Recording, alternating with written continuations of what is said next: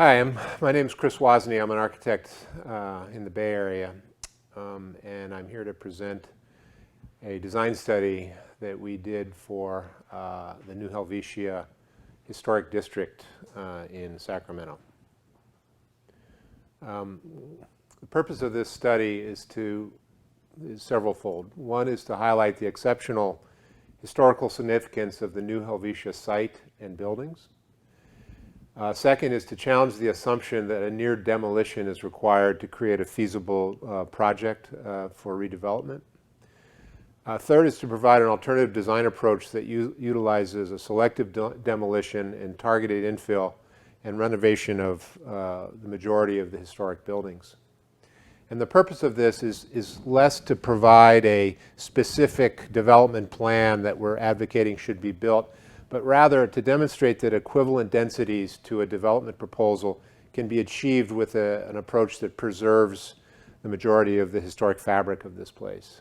And as I understand it, under CEQA, the developer will have to study alternatives to a complete demolition, and I believe what we've accomplished here is to show that this is a viable alternative and with a lower environmental impact. The site context is in South Sacramento. The river there is on the left. If we zoom in, the site is directly adjacent to the historic cemetery, and it fronts along Broadway and Muir. To the west is some industrial area that we know is being redeveloped. We know that there's a new bridge coming over the river at Broadway. And to the south are some established residential neighborhoods. Why bother? Why is this place important? New Helvetia is on the National Register, and there are three ways you can get on the National Register. One is for architectural quality, criteria C there, design and construction.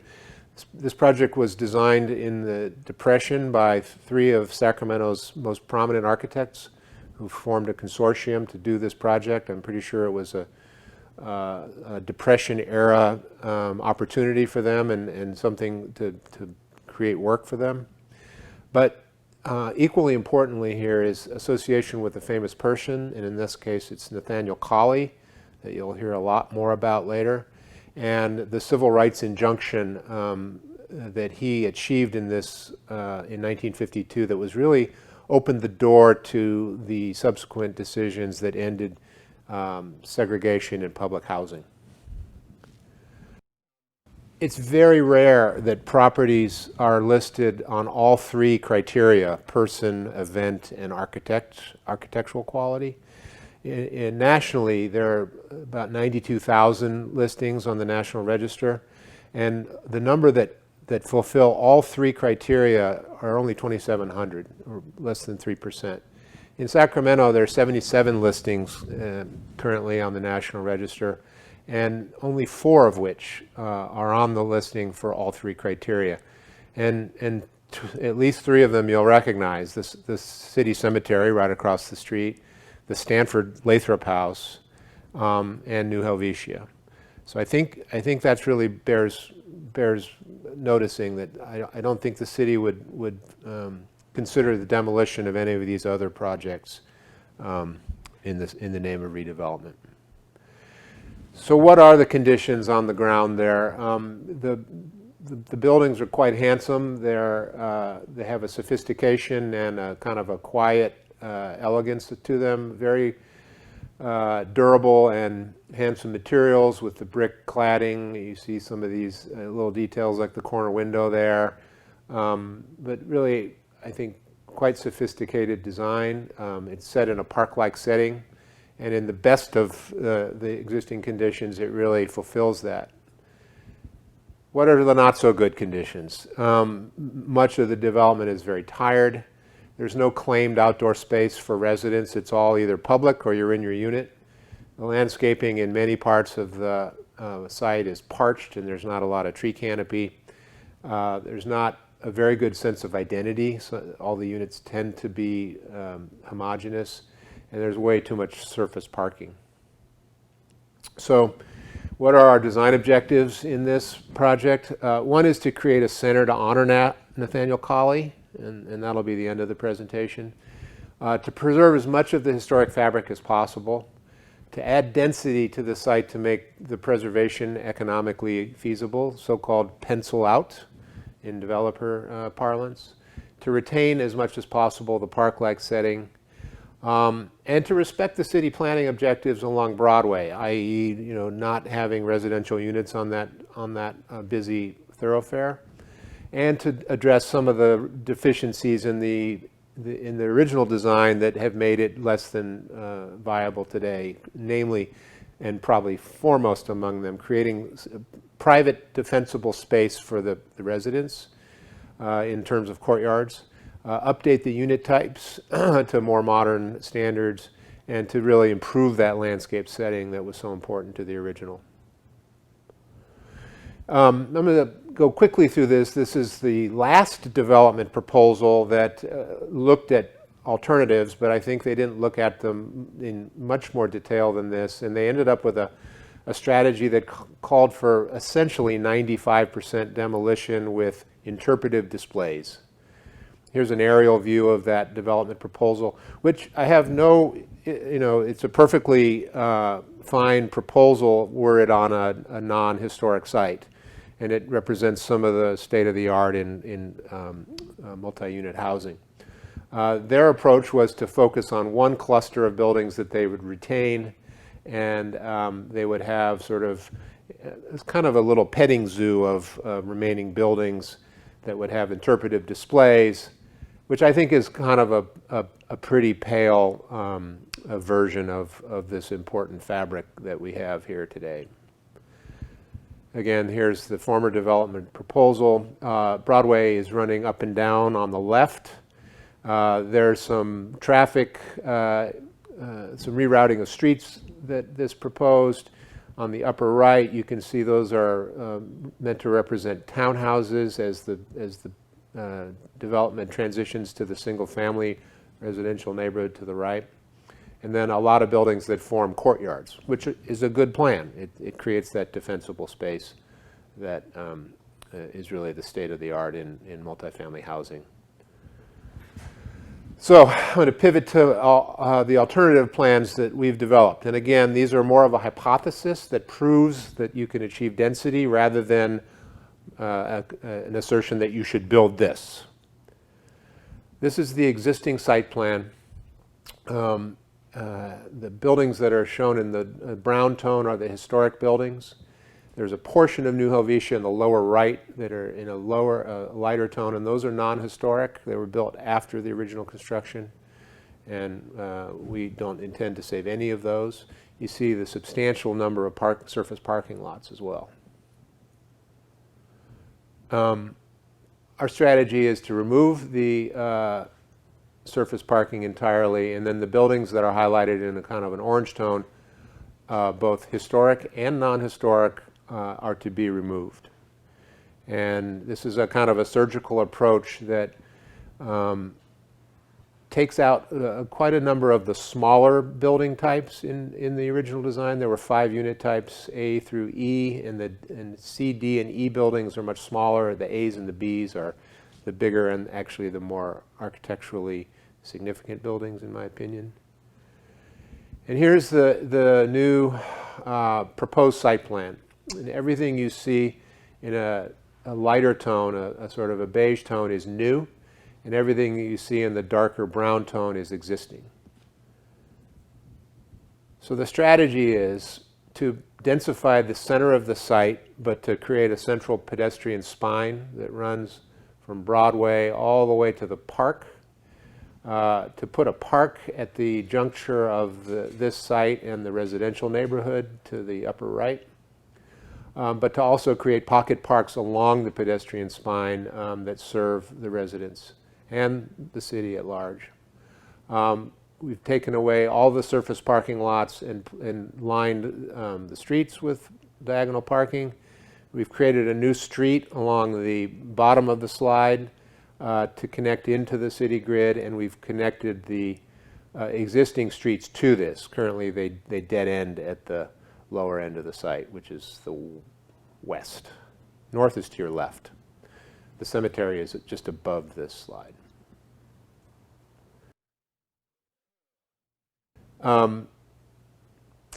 There's several building types we're proposing. First of all, along Broadway, we're proposing to repurpose all of those buildings, the existing residences, into public buildings, with the CAW Center at the upper left corner in the most prominent site along Broadway and Muir. But that the other buildings could be easily transitioned to a use like a YMCA chapter or a Boys and Girls Club, with infilled in the courtyards, buildings in the courtyards or pools or athletic facilities. I do believe it's possible to add on to these buildings in a way that's respectful of their historic character. Down the center of the site are what are called new Podium Buildings, which are 3- and 4-story buildings with apartments. And then the kind of workhorse buildings in this scheme are these little infill buildings that create that join together with the existing building types A and B to create courtyards and defensible space for the residents. And then, similar to the developer's proposal, as the site transitions towards the residential neighborhood to the south, we're proposing townhouses and duplexes. And you see that in the lower right corner. Parking, the surface parking lots would be removed, and underground parking or podium parking would occur under the dense buildings down the center. And then quite a bit of street parking is available along the existing streets, but there are no surface parking lots in this proposal. This is an aerial view looking from the north towards southeast. And you can see the taller buildings down the middle of the site are those podium buildings. The buildings in the foreground are the fronting along Broadway, the CAW Center in the lower left corner, and then a Boys and Girls Club or YMCA next to that, with the townhouses to the rear. And here you see the different building types, public uses along Broadway, renovated historic buildings with their infills to create courtyards, and the podium buildings down the center and the duplexes in the rear. Here's the opposite view, looking from the south, the duplexes, the park next to the residential neighborhood to the south, and then these courtyards and infill buildings. Here's a view down the pedestrian spine with some of the taller buildings with balconies to the left. These are the podium buildings with parking below, but a central promenade with room for recreation and congregation, assuming we get to go back to that someday. Here's a secondary pedestrian spine. So the goal is to really preserve that park-like setting. But I think one of the big deficiencies of the existing site plan is there's no areas for residents to have private outdoor space. So the strategy here is that you can see those brown buildings that are running parallel. Those are the original historic building types A and B, and then the sort of beige infill buildings that are perpendicular to them create these courtyards. The existing buildings, we were able to tour several of them, and they're very, very tired on the inside. And they need pretty much wholesale interior renovations. I've done some studies here, and I'll go through these quickly, but they show that the building types are big enough, the areas and the bedrooms and the public and living areas are big enough to meet modern standards, and that they can easily be reconfigured in ways that are more modern living, where rooms tend to flow into one another. But what I really want to focus on is how these infill buildings create this sense of private outdoor space or semi-public outdoor space, so that in one of these courtyards, all of the residents of these both historic buildings and then these infill buildings would have a shared private courtyard that belongs to them. Very similar to a new modern courtyard building that is very prevalent in public housing these days, and even in market rate housing, where these residents could let their kids play out here and with considerable safety, because it would be an enclosed courtyard. I went through the exercise of proving to myself that these unit types could work because I wanted to make sure I could get the density. So here are some studies for what these infill units might look like. So I tried to be really rigorous in terms of proving to myself that I could make the density work. The podium buildings are the densest part of this, and they're 3- and 4-story buildings. I'm showing vegetated roof decks for outdoor space, and these might be better suited to senior housing or people with maybe not families. You can see we tried to modulate the scale of these so that they're never more than a story taller than their neighbors. So the historic buildings on the outside of these sections, which are 2-story, butt up against a 3-story portion of this, and then in turn steps up to 4 stories along the central pedestrian spine. But I think you get a sense from these sectional drawings that the human scale is preserved. And these could host a variety of unit types from studios, 1 bedrooms, 2 bedrooms, even 3 bedrooms for 4 families. Finally, this whole effort was, my involvement in it stemmed from trying to figure out a way to honor Nathaniel Colley and his remarkable legacy. And it started with studying how a CAW Center could be a public amenity and tribute to his remarkable life. And so we chose arguably the most prominent corner of this complex at Muir and Broadway. And I believe that you could make a wonderful public facility and a flexible one by using the existing residential units, the type A and B buildings, which are the most prominent architecturally. By studying those buildings, I figured out where the main structural bearing walls are and preserving those so you'd really not break their back, so to speak, but to give them their structural integrity and clear out all the non-structural stuff. And then positing a prominent central addition in the courtyard that could be a large multi-purpose space, high volume, and then repurpose some of the residentially scaled rooms for smaller spaces like small meeting rooms, small exhibition halls, archives, lobbies, offices, and the like, with this relatively large flexible space in the middle. And that's what it might look like as the centerpiece of the CAW Center. The metrics. This is a complicated chart, but the most important number here is that this proposal preserves 71% of the historic square footage and 58% of the number of original buildings.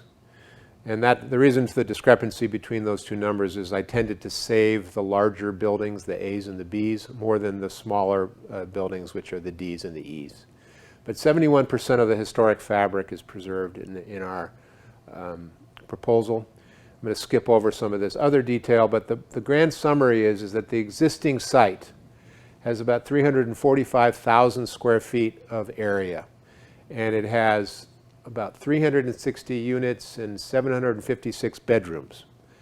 This proposal increases that density to 911,000 square feet, and more than, not quite doubles, increases the number of units to 634 and the number of beds to almost 1,400. It was our belief, based upon what we could glean from the last development proposal, that this exceeded their densities. We don't know for sure. We don't know exactly what the current proposals may bring. But I should also say that there's considerable flexibility within this approach to toggle these numbers up and down. I could achieve considerably more density here by simply adding another story on those infill buildings, and I still think it would be successful architecturally. We're also able to get between podium parking and on-street parking almost 600 parking spaces. So I believe that this proposal proves the hypothesis that there are alternative approaches that preserve a majority of this historic fabric, which I firmly believe is worth preserving because of its unique status as one of Sacramento's, arguably 4 most important projects, because it's listed for all 3 criteria under the National Register. And I would urge decision makers at the city to take this approach seriously. Thank you.